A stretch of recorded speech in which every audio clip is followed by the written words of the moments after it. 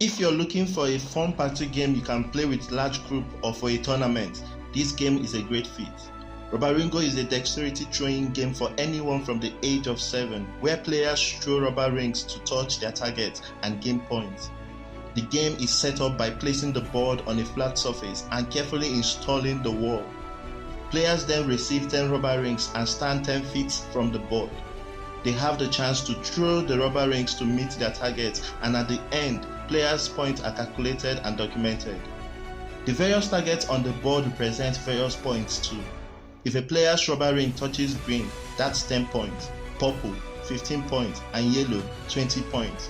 If their rubber ring touches red, they lose 5 points, and if it does not get into the board, they lose 2 points.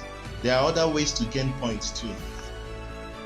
The game ends when all players have had the chance to throw their rubber rings, and the winner is the player with the highest points.